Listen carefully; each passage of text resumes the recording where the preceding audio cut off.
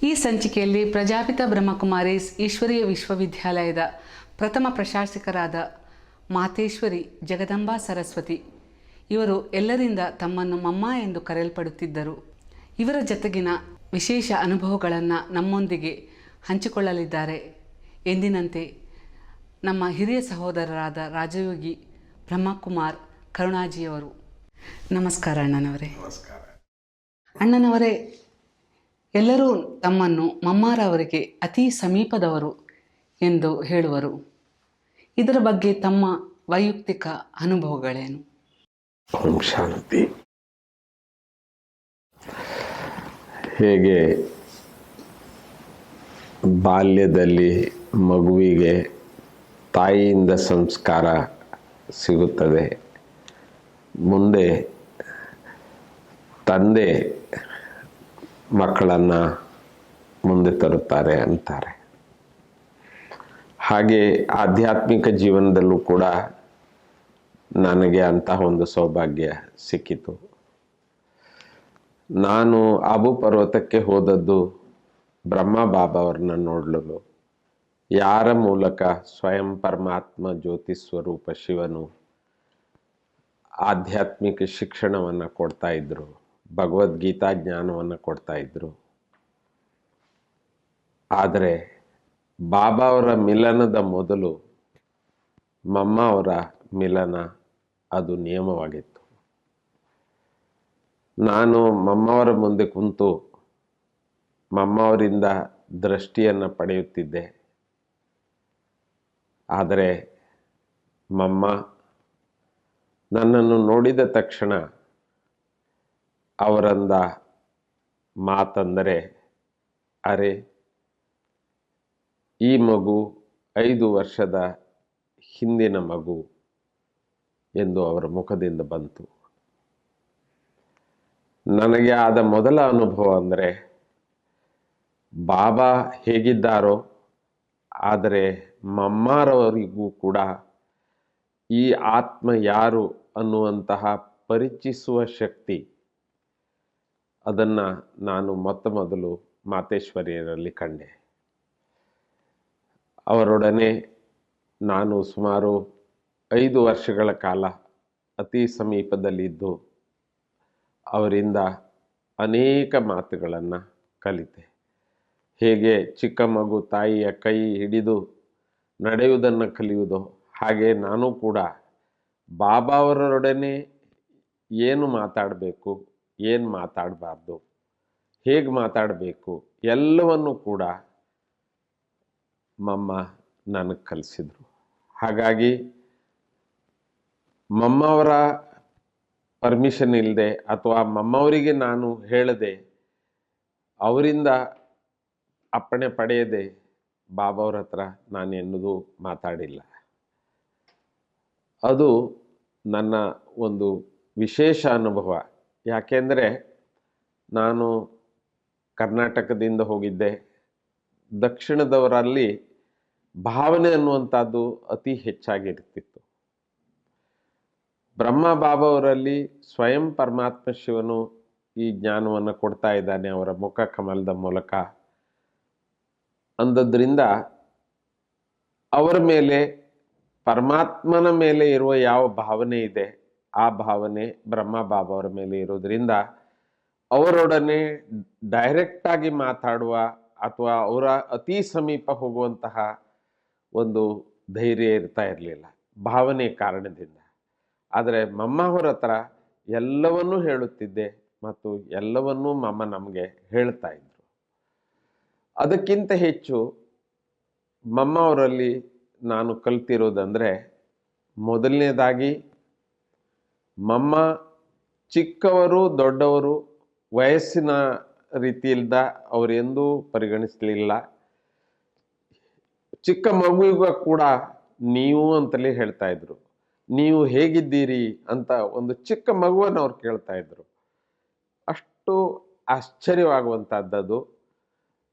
ಇವತ್ತು ಬರಾಬರಿವರೆಗೂ ಕೂಡ ನೀನು ನೀನು ಅಂತ ನಾವು ಮಾತಾಡ್ತೀವಿ. ಆದರೆ ಮಮ್ಮ ಚಿಕ್ಕ ಮಗುವಿಗೂ ಕೂಡ ನೀವು ಅಂತ ಹೇಳುವಂತಹ ಒಂದು ಇದನ್ನು, ಅದು ವಯಸ್ಸನ್ನಲ್ಲ ದೇಹವನ್ನಲ್ಲ, ಅವರು ಆತ್ಮವನ್ನು ನೋಡಿ ಮಾತಾಡ್ತಾರೆ. ಆತ್ಮಕ್ಕೆ ವಯಸ್ಸಿಲ್ಲ, ಆತ್ಮ ಅನಂತ ಅನಾದಿ ಮತ್ತು ಕಲ್ಪದ ಮಗು. ಪ್ರತಿ ಆತ್ಮನೂ ಕೂಡ ಸದಾ ಅನಂತವಾಗಿರುವಂಥವ್ರು ಅನ್ನೋದ್ರಿಂದ ಮಮ್ಮ ಪ್ರತಿಯೊಬ್ಬರನ್ನು ಆತ್ಮ ಅಂತ ತಿಳಿದೇ ಆತ್ಮದ ರೂಪದಲ್ಲೇನೆ ಅವರೊಡನೆ ಮಾತಾಡ್ತಾ ಇದ್ರು. ಹಾಗಾಗಿ ನಾನು ಕಲ್ತಿರುವಂಥದ್ದು ಮೊದಲನೇದಾಗಿ ಅಂದರೆ ಮಮ್ಮ ಎಲ್ಲರಿಗೂ ಕೂಡ ರೆಸ್ಪೆಕ್ಟ್ಫುಲಿ, ಅದು ಕೇವಲ ಮಗು ಅಂತಲ್ಲ, ಅಥವಾ ಒಬ್ಬ ಬಡವರು, ಒಬ್ಬ ಶ್ರೀಮಂತರು, ಅಥವಾ ಯಾರೇ ಆದರೂ ಕೂಡ ಎಲ್ಲರಿಗೂ ಅವರು ಆತ್ಮಸ್ವರೂಪರು, ಪರಮಾತ್ಮನ ಮಗು ಅನ್ನುವಂಥ ಒಂದು ಭಾವನೆಯಿಂದ ಅವ್ರು ನೋಡ್ತಾ ಇರುವಂತಹ ಮೊದಲನೆಯ ಶಿಕ್ಷಣವನ್ನು ನಾನು ಅವರಿಂದ ಪಡೆದೆ. ಎರಡನೇದಾಗಿ ಮಾತೇಶ್ವರಿಯವರು ಮಾತಾಡಿದಾಗ ಮಾತಾಡುವವರ ಜೊತೆ ಆಗುವ ಅನುಭವ ಅಂದರೆ, ಯಾರೇ ಮಮ್ಮಾರವ್ರನ್ನ ಮೊದಲನೇ ಬಾರಿ ಮಿಲನ ಮಾಡಿದ್ರು ಕೂಡ ಅವರನ್ನ ನನ್ನ ತಾಯಿ ಅಂತ ಹೇಳ್ತಾ ಇದ್ರು. ಅಥವಾ ಮಮ್ಮಾರವರಲ್ಲಿ ಆ ಮಾತೃತ್ವದ ಅನುಭವ ಹೇಗೆ ಎಲ್ಲರಿಗೂ ಆಗ್ತಾ ಇತ್ತು ಅದನ್ನು ಕೂಡ ನಾನು ಪ್ರಾಕ್ಟಿಕಲ್ ಆಗಿ ನೋಡಿದೆ. ತನ್ನ ತಾಯಿಯನ್ನಲ್ಲದೆ ಇನ್ನೊಬ್ಬರನ್ನ ನನ್ನ ತಾಯಿ ಅನ್ನುವ ಅನುಭವ ಇನ್ನೊಬ್ಬರಿಗೆ ಆಗಬೇಕಾದ್ರೆ ಅವರು ತನ್ನ ಸ್ವಸ್ಥಿತಿಯನ್ನ ತಾಯಿ ಅನ್ನುವಂತಹ ರೂಪದಲ್ಲಿ ಎಷ್ಟೋ ವರ್ಷಗಳಿಂದ ಅವರ ಆ ಒಂದು ಸಾಧನೆಯನ್ನು ಮಾಡಿದ್ದರು. ಯಾರಿಗೆ ನಾವು ಜಗದಂಬ, ಸರಸ್ವತಿ, ಮಾತೇಶ್ವರಿ ಅಂತ ಇಡೀ ಯಜ್ಞ ಹೇಳ್ತಾ ಇದ್ದದ್ದು ಪ್ರಾಕ್ಟಿಕಲ್ ಆಗಿ ನಾನು ನನ್ನ ಕಣ್ಣಿನಿಂದ ನೋಡಿದೆ, ಕಿವಿಯಿಂದ ಕೇಳಿದೆ. ಮೂರನೇದಾಗಿ ಮಮ್ಮವರ ಮುಂದೆ ಎಂದೂ ಕೂಡ ಯಾರು ಮುಚ್ಚಿಡುವ ಒಂದು ಸ್ಥಿತಿ ಇರಲಿಲ್ಲ. ಯಾಕೆಂದರೆ ಮಮ್ಮ ಅವರ ದೃಷ್ಟಿ ಬಿದ್ದ ತಕ್ಷಣವೇ ತನ್ನಂತಾನೆ ತಾನು ಮಾಡಿರುವಂತಹ ಯಾವುದೇ ತಪ್ಪಿದ್ರೂ ಕೂಡ ಅವರು ರಿಯಲೈಸ್ ಮಾಡ್ತಾ ಇದ್ರು. ಅದೇ ಆತ್ಮರು ಇನ್ಯಾರಾದರೂ ಅವರನ್ನು ಹೇಳಿದರೆ, ನೀವು ಹೀಗೆ ಮಾಡಿದ್ದೀರಿ, ನೀವು ಹೀಗೆ ಮಾಡಬಾರ್ದಾಗಿತ್ತು, ಹೀಗೆ ಮಾಡಬೇಕು ಅಂತ ಏನಾದರೂ ಹೇಳಿದಾಗ ಸಾಮಾನ್ಯವಾದಂತಹ ಸ್ವಭಾವದ ರೂಪದಲ್ಲಿ ಯಾರು ತಮ್ಮ ತಪ್ಪನ್ನು ನಾವು ತಪ್ಪು ಅನ್ನುವಂತಹ ಒಂದು ಹೇಳಿಕೆ ಕೊಡುವಂಥದ್ದು ಅಥವಾ ಒಪ್ಪುವಂಥದ್ದು ಅಷ್ಟು ಸುಲಭ ಅಲ್ಲ. ಆದರೆ ಮಾತೇಶ್ವರಿಯರ ಮುಂದೆ ಯಾರೇ ಬಂದರೂ ಕೂಡ ಮಾತೇಶ್ವರಿಗೆ, ಮಮ್ಮಾರವರಿಗೆ ಎಕ್ಸ್ಪ್ಲೇನ್ ಮಾಡೋದಕ್ಕಲ್ಲ ಅವ್ರು ಬರೋದು. ಬಹುಶಃ ಅವರಲ್ಲಿ ಸಂಕಲ್ಪವಿದ್ರೂ ಕೂಡ ಮಮ್ಮ ಅವರ ಮುಂದೆ ಬಂದ ತಕ್ಷಣವೇ ಅವರು ರಿಯಲೈಸ್ ಮಾಡಿಬಿಟ್ಟು ಅವ್ರ ಕಣ್ಣಲ್ಲಿ ನೀರು ಬರ್ತಾ ಇರುವಂಥದ್ದನ್ನು ನಾನು ನೋಡಿದ್ದೆ. ಆದರೆ ಅದಕ್ಕಿಂತ ಹೆಚ್ಚು ಮಮ್ಮಾರವರಿಗೆ ಗೊತ್ತಿದ್ರೂ ಕೂಡ ಈ ಆತ್ಮರು ಇಂತಹ ತಪ್ಪನ್ನು ಮಾಡಿದ್ದಾರೆ ಅಂತ, ಆದರೆ ಅವರು ಎಂದೂ ಕೂಡ ಅವರಿಗೆ ಒಂದು ಮಾತನ್ನು ಹೇಳಿಲ್ಲ. ಪೂರ್ಣ ಮನಸ್ಸಿನಿಂದ ಅವರನ್ನು ಕ್ಷಮಿಸಿ, ಅವರನ್ನು ತಬ್ಬಿ, ಅವರಿಗೆ ಬೆನ್ನು ಚಪ್ಪಾಳೆ ಕೊಟ್ಟು ಧೈರ್ಯ ಮಾಡಿ, ಯಾವುದೇ ಒಂದು ಕಾರ್ಯ ನಡೆದಿದೆ ಅದು ಪುನಃ ಮಾಡಬೇಡಿ ಅಷ್ಟೇ ಅನ್ನುವಂತಹದ್ದು ಒಂದು ಮಾತು ಮಾತ್ರ ಹೇಳಿ ಅವರನ್ನು ತುಂಬ ಸಂತೋಷಪಡಿಸಿ ಖುಷಿಯಾಗಿ ಅವರನ್ನು ಕಳಿಸ್ತಾ ಇರೋದನ್ನು ನಾನು ನೋಡಿದ್ದೆ. ಯಾರಿಗೂ ಕೂಡ ಮಮ್ಮವರು ಎಂದೂ ಒಂದು ಕಟುವಾದ ಮಾತನ್ನು ಕೂಡ ಹೇಳಿರುವಂಥದ್ದಾಗಲಿ ಅಥವಾ ಒಂದು ರುದ್ರ ರೂಪದಲ್ಲಿ ಅವರು ಒಂದು ಶಿಕ್ಷಣವನ್ನು ಕೊಟ್ಟಿದ್ದನ್ನು ನಾನು ಯಾವತ್ತೂ ನೋಡಿದ್ದಿಲ್ಲ. ಮಮ್ಮಾರವರನ್ನು ತಾವು ಮೊದಲನೇ ಬಾರಿ ಭೇಟಿಯಾದಾಗ ಆದ ವಿಶೇಷ ಅನುಭವಗಳನ್ನು ತಿಳಿಸಿ. ನಾನು ಮೊದಲು ತಿಳಿಸಿದಂತೆ ಮಮ್ಮವರ ಮೊದಲನ ಅನುಭವ ಅವರ ಪರಿಚಯಿಸುವ ಶಕ್ತಿ, ಅವರ ಮುಂದಿರುವ ಆತ್ಮ ಯಾರು ಅನ್ನುವಂತಹ ಒಂದು ಅನುಭವ ನನಗೆ ಮೊದಲನೇ ಬಾರಿ ಆಯಿತು. ಎರಡನೇದಾಗಿ ಬಾಬಾ ಅವರ ಮುಂದೆ ಮಮ್ಮ ಅವರು ಹೇಗೆ ಇರ್ತಾ ಇದ್ರು ಅನ್ನುವಂಥದ್ದು ಬಹಳ ದೊಡ್ಡ ಶಿಕ್ಷಣ ನನಗೆ ಸಿಕ್ತು. ನಾನು ಅನೇಕ ಅಕ್ಕಂದ್ರ ಅಣ್ಣಂದರು ಬಾಬಾ ಅವರ ಜೊತೆಯಲ್ಲಿ ಸಂಗಾತಿಯ ಹಾಗೆ, ಫ್ರೆಂಡ್ಸ್ ಆಗಿ, ಮಿತ್ರರಾಗಿ, ಚಿಕ್ಕ ಮಗುವಾಗಿ, ದೊಡ್ಡವರಾಗಿ ಮಾತಾಡೋದನ್ನು ನೋಡಿದ್ದೀನಿ. ಆದರೆ ಮಾತೇಶ್ವರಿಯವರ ಕೇವಲ ಏಕಮಾತ್ರ ರೂಪವನ್ನು ನಾನು ನೋಡಿದ್ದೆ. ಎಂದೂ ಕೂಡ ಬಾಬಾ ಅವರ ಮುಂದೆ ಅವರು ತಲೆ ಎತ್ತಿ ನೋಡುತ್ತಿರಲಿಲ್ಲ. ಸದಾಕಾಲ ಮಮ್ಮ ಹೇಗೆ ಭಗವಂತನ ಮೂರ್ತಿಯ ಮುಂದೆ ಕಣ್ಣು ಮುಚ್ಚಿ ಭಕ್ತರು ನಿಂತಿರುವಂಥದ್ದನ್ನು ನಾನು ನೋಡಿದ್ದೀನಿ. ಆದರೆ ಮಮ್ಮ ಕಣ್ಣು ತೆರೆದಿರ್ತಾರೆ, ಆದರೆ ಬಾಬಾ ಅವರ ಮುಂದೆ ಸಂಪೂರ್ಣ ಸಮರ್ಪಿತನಾಗಿ ನಿಂತ ಒಂದು ಮೂರ್ತಿಯ ರೂಪದಲ್ಲಿ ನಾನು ಮಮ್ಮ ಅವ್ರನ್ನ ನೋಡ್ತಾ ಇದ್ದೆ. ಮಮ್ಮ ಅವರು ಸದಾ ಬಾಬಾ ಅವರ ಮುಂದೆ ತನ್ನ ಒಂದು ನತಮಸ್ತಕ ಅಂತ ಹೇಳ್ತಾರೆ, ತಲೆಯನ್ನು ಎಂದೂ ಸದಾ ಕೂಡ ಕೆಳಗಡೆ ಇಡುವಂಥದ್ದನ್ನು ನಾನು ನೋಡಿದ್ದೀನಿ. ಎರಡನೇದಾಗಿ ಬಾಬಾ ಅವರು ಏನೇ ಹೇಳಿದರು, 5 ನಿಮಿಷ ಇರ್ಬೋದು, 10 ನಿಮಿಷ ಇರ್ಬೋದು, ಅನೇಕ ಮಾತುಗಳನ್ನ ಬಾಬಾ ಅವರು ಹೇಳಿರ್ಬೋದು. ಆದರೆ ಎಂದೂ ಕೂಡ ಬಾಬಾ ಅವ್ರ ಮುಂದೆ ಮಮ್ಮ ಯಾವುದೇ ವಿಚಾರವನ್ನು ಒಂದು ಆರ್ಗ್ಯುಮೆಂಟ್ ರೂಪದಲ್ಲಿ ಮಾತಾಡ್ತಾ ಇರೋದನ್ನು ನಾನು ನೋಡಲಿಲ್ಲ. ಮಮ್ಮ ಅವರ ಮುಖದಿಂದ ಕೇವಲ ಒಂದು ಶಬ್ದ ಮಾತ್ರ ನಾನು ಕೇಳ್ತಾ ಇದ್ದೆ, ಜಿ ಬಾಬಾ, ಜಿ ಬಾಬಾ. ಬಾಬಾ ಏನೇ ಹೇಳಿದ್ರು ಕೂಡ ಅವರು ಜಿ ಬಾಬಾ ಅಂತಲೇ ಹೇಳ್ತಾ ಇದ್ದಾರೆ, ಅಲ್ಲದೆ ಇನ್ಯಾವ ಶಬ್ದವನ್ನು ಬಾಬಾ ಅವರ ಮುಂದೆ ಮಮ್ಮ ಹೇಳೋದನ್ನು ನಾನು ಕೇಳಲಿಲ್ಲ.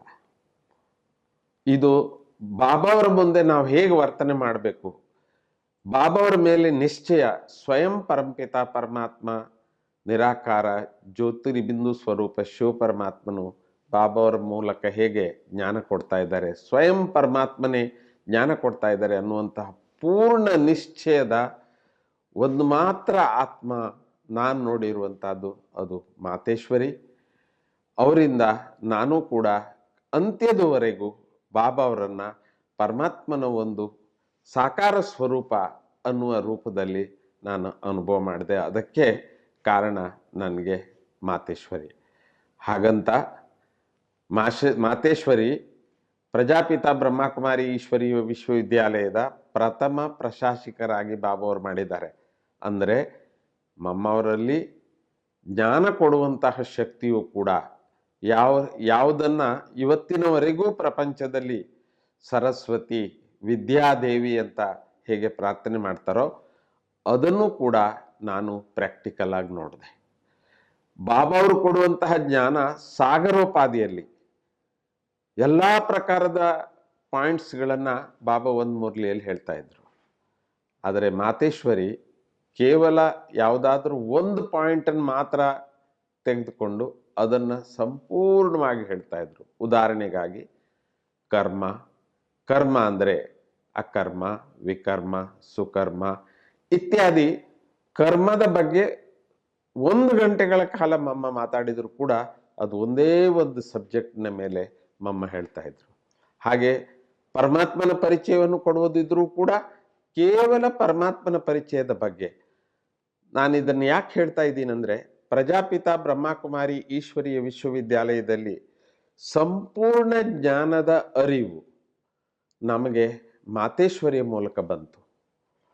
ಅವರು ಒಂದೊಂದು ಪಾಯಿಂಟನ್ನು ನಮಗೆ ಪ್ರತಿನಿತ್ಯವೂ ಕೂಡ ತುಂಬ ಕ್ಲಿಯರ್ ಆಗಿ ನಮಗೆ ಮಮ್ಮ ಕಲಿಸ್ಕೊಡ್ತಾ ಇದ್ರು. ಹಾಗಾಗಿ ಮಮ್ಮ ನನಗೆ ಮಾತೇಶ್ವರಿ ಮಾತ್ರ ಅಲ್ಲ, ಅವರು ವಿದ್ಯಾದೇವಿಯಾಗಿಯೂ ನನಗೆ ಕಾಣಿಸ್ತಾ ಇದ್ರು. ಮಮ್ಮ ನಮಗೆ ಏನು ಹೇಳ್ತಾರೋ ಅದೇ ಸತ್ಯ, ಅದರಂತೆ ನಾವು ನಡಿಬೇಕು ಅನ್ನುವಂತಹ ಒಂದು ಪಾಠ ನಾನು ಮಾತೇಶ್ವರಿಯಿಂದ ಕೇಳಿದೆ. ಮತ್ತು ಮಾತೇಶ್ವರಿ ಯಾವುದೋ ಒಂದು ಮಾತನ್ನು ತಿಳಿಸ್ತಾರೆ, ಅದು ಕೇವಲ ನಮ್ಮ ಬುದ್ಧಿಗಮ್ಯ ಅಲ್ಲ, ಅದು ಹೃದಯಕ್ಕೂ ಹೋಗುತ್ತೆ. ಅವರಿಂದ ಯಾವ ಮಾತನ್ನು ನಾವು ಓದಿರ್ತೀವಿ, ಕಲ್ತಿರ್ತೀವಿ, ಅದು ಎಂದೂ ನಾವು ಮರೆಯೋದಕ್ಕೆ ಸಾಧ್ಯ ಇಲ್ಲ. ಮತ್ತು ಫಾರ್ ಎಕ್ಸಾಂಪಲ್, ನಾವು ಚಿಕ್ಕ ಮಕ್ಕಳಿಂದ ಕೇಳಿಕೊಂಡು ಬಂದಿದ್ವಿ, ಪರಮಾತ್ಮ ಸರ್ವವ್ಯಾಪಿ, ನಾವೆಲ್ಲರೂ ಪರಮಾತ್ಮನ ಸ್ವರೂಪ, ಅಥವಾ ಅನೇಕರು ಪ್ರಪಂಚದಲ್ಲಿ ಹೇಳ್ತಾರೆ ನಾವೇ ಪರಮಾತ್ಮನ ಸ್ವರೂಪ ಅಥವಾ ಎಲ್ಲರೂ ಪರಮಾತ್ಮನ ಸ್ವರೂಪ ಅನ್ನುವಂತಹ ಒಂದು ಜ್ಞಾನ ಅದಷ್ಟು ಸುಲಭ ಅಲ್ಲ. ನಮಗೆ ನಾನು ಪರಮಾತ್ಮ ಅಲ್ಲ, ನಾನು ಪರಮಾತ್ಮನ ಮಗು ಅಂತ ಬುದ್ಧಿಜೀವಿಗಳು ಅದನ್ನು ಅರ್ಥ ಮಾಡ್ಕೊಳ್ಬೇಕಾದ್ರೆ ಅದು ಮಾತೇಶ್ವರಿಯರೇ ಕಾರಣ. ಅವರ 1 ಗಂಟೆಗಳ ಕಾಲ ಯಾರಾದ್ರೂ ಕೇಳಿದರೆ ಅವ್ರ ಮನಸ್ಸಿನಲ್ಲಿ ಆ ಪಾಯಿಂಟ್ ಸಂಪೂರ್ಣವಾಗಿ ಕ್ಲಿಯರ್ ಆಗಿ, ನಾನು ಒಂದು ಆತ್ಮ, ನಾನು ಪರಮಾತ್ಮನ ಮಗು, ನಾನು ಪರಮಾತ್ಮ ಅಲ್ಲ, ನಾನು ಪರಮಾತ್ಮನನ್ನ ನೆನೆಯುವಂತಹ ಮಗು ಅನ್ನುವಂತಹ ಒಂದು ಸಂಪೂರ್ಣ ಜ್ಞಾನ ಮಮ್ಮ ತನ್ನ ಒಂದು ಕ್ಲಾಸ್ನಲ್ಲೇನೆ ಪರಿವರ್ತನೆ ಮಾಡಿಸ್ತಾ ಇದ್ರು.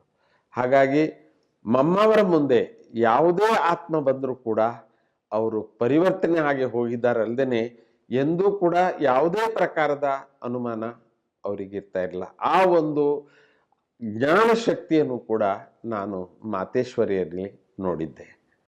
ಅಣ್ಣನವರೇ, ಸೇವೆಯ ಪ್ರತಿ ತಾವು ಮಮ್ಮಾರವರಲ್ಲಿ ಕಂಡ ವಿಶೇಷತೆಗಳೇನು?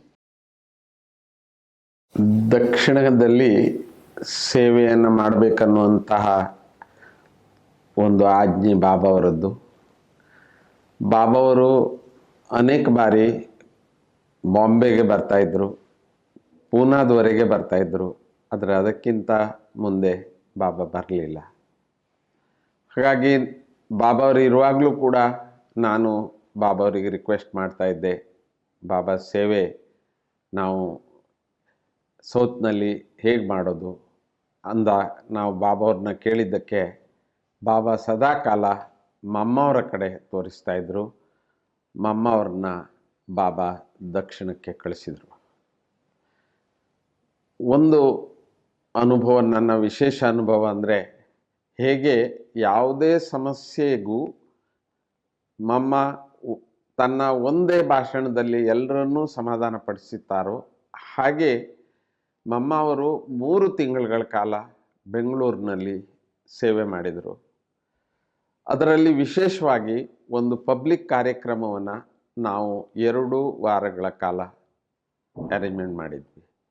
ಆಶ್ರಮದಲ್ಲೇ ಆ ಕಾರ್ಯಕ್ರಮ ಇಟ್ಟಿದ್ವಿ. ಆದರೆ ಪ್ರಚಾರದ ಮೂಲಕವಾಗಿ ಅನೇಕ ಹೊಸ ಆತ್ಮಗಳು ಬಂದರು. ಆದರೆ ಯಾರು ಒಂದು ಸಾರಿ ಮಮ್ಮ ಅವರ ಭಾಷಣ ಕೇಳಿದರು ಅವರು ಇಂದೂ ಕೂಡ ದಕ್ಷಿಣದಲ್ಲಿ ಸೇವೆಗೆ ನಿಮಿತ್ತರಾಗಿ ಸಬ್ಝೋನ್ ಇನ್ಚಾರ್ಜ್, ಸೆಂಟರ್ ಇನ್ಚಾರ್ಜ್ ಅಥವಾ ಸ್ಟೇಟ್ ಇನ್ಚಾರ್ಜ್ ಆಗಿ ಅವರು ಸೇವೆ ಮಾಡ್ತಾ ಇದ್ದಾರೆ. ಮತ್ತು ನನಗೆ ಆ ಒಂದು ಕ್ಷಣ, ಪ್ರತಿನಿತ್ಯ ಕ್ಲಾಸ್ ಮುಗಿದ ಮೇಲೆ ರಾತ್ರಿ ನಾವು ಮಮ್ಮ ಅವ್ರನ್ನ ಮೇಲನ ಮಾಡಿದಾಗ ಮಮ್ಮ ನಗುತ್ತಾ ಕೇಳ್ತಾ ಇದ್ರು, ಇಂದು ಬಾಬಾವರ ಅಂತಹ ಮಗು ಯಾರಾದರೂ ಬಂದಿದ್ದರೆ ಅಂತ ಕೇಳ್ತಾ ಇದ್ರು. ಅಥವಾ ಅವರಿಗೂ ಕೂಡ ಗೊತ್ತಾಗ್ತಾ ಇತ್ತು ಇವತ್ತು ಅಂತಹ ಒಂದು ಆತ್ಮ ಬಾಬಾವರ ಮಗು ಬಂದಿದೆ ಅಂತ. ಅದನ್ನು ಇನ್ನೂ ರಮಣೀಕವಾಗಿ ಮಮ್ಮ ಕೇಳೋದು ಅಂದರೆ, ಆಜ್ ಗೋಲ್ಡನ್ ಅಂಡಾ ಆಪ್ಕೋ ಮಿಲಾ, did you see any golden egg today ಅಂತ ಮಮ್ಮ ಅವರು ಕೇಳ್ತಾ ಇದ್ರು. ಅಥವಾ ಮಮ್ಮವರ ಆ ಒಂದು 3 ತಿಂಗಳ ಕಾಲದ ಒಂದು ದಕ್ಷಿಣದ ಸೇವೆಯಿಂದ ಇವತ್ತು ದಕ್ಷಿಣದ ಎಲ್ಲ ಸ್ಟೇಟ್ಗಳಲ್ಲೂ ಕೂಡ ಬಾಬಾವರ ಸೇವೆಗೆ ನಿಮಿತ್ತವಾಗಿರುವವರು ಮಮ್ಮ ಅವರೇ ಕಾರಣ ಅನ್ನುವಂಥ ಒಂದು ವಿಶೇಷ ಅನುಭವ ನನಗಿದೆ. ಇನ್ನೊಂದು, ನನ್ನ ಜೀವನದಲ್ಲಿ ಒಂದು ಲಕ್ಷ್ಯ ನಾನು ಮಮ್ಮವ್ರನ್ನ ನೋಡಿ ಇಟ್ಟಿರೋದಂದರೆ, ಈ ಒಂದು ದೇಹ ಏನಿದೆ ಇದೆಲ್ಲವೂ ಕೂಡ 84 ಜನ್ಮದ ಸರ್ವ ಸಂಸ್ಕಾರಗಳನ್ನು ತೆಗೆದುಕೊಂಡು ಇದುವರೆಗೂ ಬಂದಿದ್ದೀವಿ. ಹಾಗಾಗಿ ಆ ಒಂದು ಕರ್ಮದ ಕಾರಣವಾಗಿ ಈ ಹಳೆಯ ದೇಹದಲ್ಲಿ ಯಾವುದೇ ಪ್ರಕಾರದವಾದುದು ಕಾಯಿಲೆಗಳು ಬರ್ಬೋದು. ಸಾಮಾನ್ಯವಾಗಿ ನಾವು ಇವತ್ತು ನೋಡುವ ಹಾಗೆ ಕ್ಯಾನ್ಸರ್ ಇದೆ, ಶುಗರ್ ಇದೆ, ಹೈ ಬ್ಲಡ್ ಪ್ರೆಷರ್ ಇದೆ. ಇದು ನಮ್ಮ ಹೆರಿಡಿಟಿಯ ಪ್ರಕಾರನೂ ಕೂಡ ಒಮ್ಮೊಮ್ಮೆ ಬರುವಂಥದ್ದಿದೆ. ನಮ್ಮ ಅನೇಕ ಜನ್ಮದ ಕರ್ಮದ ಫಲವಾಗಿಯೂ ಕೂಡ ಈ ಶರೀರಕ್ಕೆ ಬರೋದು. ಆದರೆ ಅದನ್ನು ನಾವು ಹೇಗೆ ಅನುಭವ ಮಾಡ್ತಾ ಇದ್ದೀವಿ, ಕಳಿತ್ಕೊಳ್ತಾ ಇದ್ದೀವಿ, ಮತ್ತು ಮಮ್ಮವರು ಅದನ್ನು ಹೇಗೆ ಕಳೆದರು ಅನ್ನುವಂತಹ ಒಂದು ಪ್ರಾಕ್ಟಿಕಲ್ ಎಕ್ಸ್ಪೀರಿಯನ್ಸನ್ನು ನಾವು ನೋಡಿದ್ದೀವಿ. ಸಾಮಾನ್ಯವಾಗಿ ಇವತ್ತು ನೀವು ಯಾವುದೇ ಆಸ್ಪತ್ರೆಗೆ ಹೋದರೂ ಕೂಡ ಒಂದು ಸ್ವಲ್ಪ ನೋವಿದ್ರೂ ಕೂಡ ಹೇಗೆ ಮುಖದಿಂದ ಅವರು ಆ ಶಬ್ದ ತರ್ತಾರೆ ಮತ್ತು ಎಲ್ರಿಗೂ ಅನಿಸುತ್ತೆ ಇವರಿಗೆ ಈಗ ನೋವು ಆಗ್ತಾ ಇದೆ ಅಂತ. ಆದರೆ ಮಮ್ಮವರಿಗೆ ಕ್ಯಾನ್ಸರ್ನಂತಹ ಒಂದು ಕಾಯಿಲೆ ಅದು ಹೇಗಿದೆ, ಅದು ಎಷ್ಟು ನೋವಿರುತ್ತೆ ಅನ್ನುವಂಥದ್ದು ನಮಗೆಲ್ರಿಗೂ ಗೊತ್ತಿದೆ. ಆದರೆ ಮಮ್ಮವರ ಮುಖದಿಂದ ಎಂದೂ ಕೂಡ ಹಾಯ್ ಅನ್ನುವಂತಹ ಒಂದು ಶಬ್ದವನ್ನು ನಾವು ಕೇಳಿಲ್ಲ. ಅಥವಾ ಅವರಿಂದ ನಾನು ಪಡೆದ ಪ್ರೇರಣೆ ಅಂದರೆ ಏನೇ ಬಂದರೂ ಕೂಡ, ಯಾವುದೇ ಪ್ರಕಾರದ ಕಾಯಿಲೆಗಳು ಬಂದರೂ ಕೂಡ ನಮ್ಮ ಮುಖದಿಂದ ನಾವು ಅದನ್ನು ಎಂದೂ ಕೂಡ ಇತರರಿಗೆ ನೋವು ಅನ್ನೋ ಹಾಗೆ ಅದು ಕಾಣಿಸ್ಬಾರ್ದು ಮತ್ತು ನಾವು ಅದನ್ನು ನಮ್ಮದೇ ಆದ ನಮ್ಮ ಕರ್ಮದ ಫಲ ಅನ್ನುವಂಥ ರೀತಿಯಲ್ಲಿ ನಾವು ಅದನ್ನು ಅನುಭವಿಸಿಕೊಂಡು ಆ ಒಂದು ಕರ್ಮವನ್ನು ಕಳೆದುಕೊಂಡು ನಾವು ಕರ್ಮಾತೀತರಾಗಿ ಹೋಗಬೇಕು ಅನ್ನುವಂತಹ ಒಂದು ಪಾಠವನ್ನು ನಾನು ಮಮ್ಮವರಲ್ಲಿ ಕಲಿತೆ. ಅವರ ಆ ಒಂದು ಅಂತಿಮ ಸಮಯದ ಅನುಭವ ಮತ್ತು ಆತ್ಮಬಲ ಎಷ್ಟು ಹೆಚ್ಚಿದೆ ಅನ್ನುವಂಥದ್ದನ್ನು ಕೂಡ ಮಮ್ಮವರ ಒಂದು ಅವ್ಯಕ್ತರಾಗುವಂತಹ ಒಂದೆರಡು ದಿವಸಗಳ ಮೊದಲು ಒಮ್ಮೆ ಬಾಬಾವರು ಅವರಿಗೆ ಹೇಳಿದರು, ಇಂದು ಮಕ್ಕಳಿಗೆ ಮಮ್ಮವರು ಟೋಲಿ ಕೊಡಲಿದ್ದಾರೆ, ಸ್ವೀಟ್ ಕೊಡಲಿದ್ದಾರೆ, ಪ್ರಸಾದ ಕೊಡಲಿದ್ದಾರೆ ಎಂದರು. ಆದರೆ ನಾನು ನೋಡಿದ್ದೆ ಮಮ್ಮವರು ಹೇಗೆ ಬೆಡ್ನಲ್ಲಿ ಮಲಗಿದ್ರು, ಸ್ವಲ್ಪವೂ ಕೂಡ ಶಕ್ತಿ ಇರಲಿಲ್ಲ ಮತ್ತು ಅವರಿಗೆ ಆ ಸಮಯದಲ್ಲಿ ಎಷ್ಟು ವೇದನೆ ಇರ್ಬೋದು ಅನ್ನುವಂಥದ್ದು ಕೂಡ ನಮ್ಗಳಿಗೆ ಕಣ್ಣೀರು ಬರ್ತಾ ಇತ್ತು ಅವರನ್ನು ನೋಡಿದಾಗ. ಆದರೆ ಬಾಬಾವರು ಕ್ಲಾಸ್ನಲ್ಲಿ ಅನೌನ್ಸ್ ಮಾಡ್ತಾರೆ, ಮಮ್ಮ ಇವತ್ತು ಮಕ್ಕಳಿಗೆಲ್ಲ ಪ್ರಸಾದ ಕೊಡ್ತಾರೆ ಅಂತ. ಅದು ಎಲ್ಲಿಂದ ಶಕ್ತಿ ಬಂತೋ, ಅವರು ಅದು ಹೇಗೆ ಎದ್ದು ಕುಳಿತು ಅವರು ಹೇಗೆ ಮಾತೇಶ್ವರಿ ತನ್ನ ಸ್ವಸ್ಥಿತಿಯಲ್ಲಿದ್ದು ಅವ್ರು ಕುಂತು ಎಲ್ಲ ಮಕ್ಕಳಿಗೂ ಕೂಡ ಪ್ರಸಾದವನ್ನು ಕೊಟ್ಟರು. ಆದರೆ ಯಾರಿಗೂ ಕೂಡ ಮಮ್ಮ ಕಾಯಿಲೆ ಆಗಿದ್ದಾರೆ ಅನ್ನುವಂತಹ ಅನುಭವ ಆಗದೇನೆ ಸಂಪೂರ್ಣವಾದ ಮಾತೇಶ್ವರಿಯ ತಾಯಿಯ ಒಂದು ಪ್ರೀತಿಯನ್ನು ಪ್ರತಿಯೊಬ್ಬರು ಅನುಭವ ಮಾಡಿದರು. ಆ ಒಂದು ಆಶ್ಚರ್ಯದ ಸೀನ್ ನನ್ನ ಕಣ್ಮುಂದೆ ಸದಾಕಾಲ ನಿಂತಿರುತ್ತೆ. ಮಮ್ಮ ಸಂಪೂರ್ಣ ಮಮ್ಮ ಅನ್ನುವಂತಹ ಒಂದು ಭಾವನೆ ಆ ಸಮಯದಿಂದ ನಾನು ಅನುಭವ ಮಾಡಿದ್ದೀನಿ. ಹಾಗೆ ನಾವು ಕೂಡ ನಮ್ಮ ಈ ಆಧ್ಯಾತ್ಮಿಕ ಜೀವನದಲ್ಲಿ ಸದಾಕಾಲ ಸರ್ವಕರ್ಮಗಳು ಕೂಡ ಇತರರು ಅದು ಆದರ್ಶವಾಗಿ ನೋಡಿ ಅವರು ಅಭ್ಯಾಸ ಮಾಡಬೇಕಲ್ಲದೆ ನಮ್ಮ ಪ್ರವಚನದಿಂದ ಅಲ್ಲ ಅನ್ನುವಂತಹ ಒಂದು ಪಾಠವನ್ನು ನಾನು ಸದಾಕಾಲ ಅಭ್ಯಾಸ ಮಾಡ್ತಾ ಇರ್ತೀನಿ. ಓಂ ಶಾಂತಿ.